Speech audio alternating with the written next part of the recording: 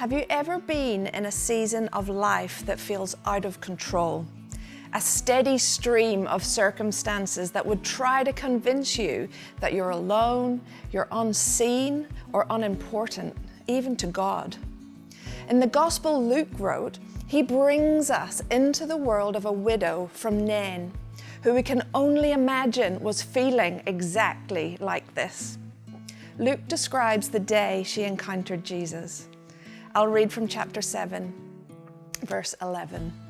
Soon afterward, Jesus went with his disciples to the village of Nain, and a large crowd followed him. A funeral procession was coming out as he approached the village gate. The young man who had died was a widow's only son, and a large crowd from the village was with her. When the Lord saw her, his heart overflowed with compassion. "Don't cry," he said. Then he walked over to the coffin and touched it, and the bearers stopped. "Young man," he said, "I tell you, get up." Then the dead boy sat up and began to talk, and Jesus gave him back to his mother. What can appear as a coincidental meeting was anything but. Jesus set out to get to Nain and to get there on time. We know Jesus was in Capernaum the day before, and Nain, a small fishing town, was a 30-mile uphill climb.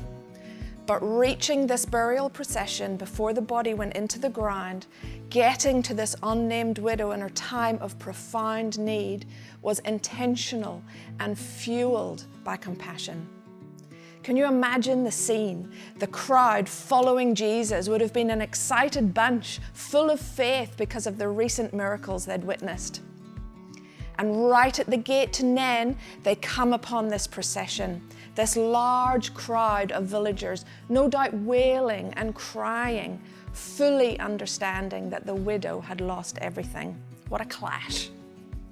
Luke's description of these two crowds colliding perfectly demonstrates the good news of the gospel.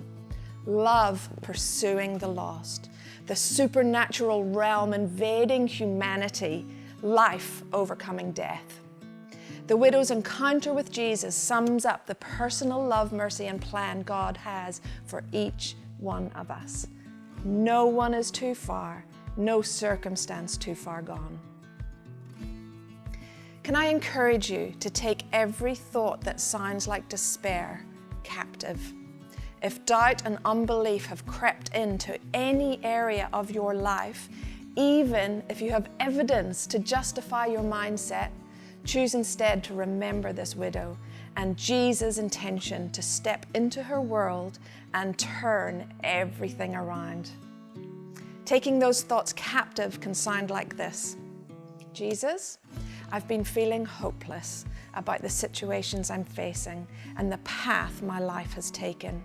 But today, I choose to take my attention off the things I can't control and give you space to show up in my world.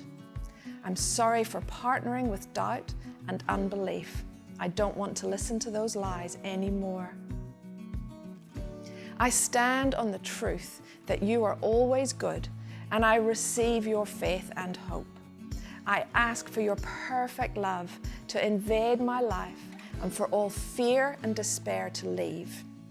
I speak life over my body, soul, and spirit, and I declare the promise that you cause everything to work together for the good of those who love you and are called according to your purpose.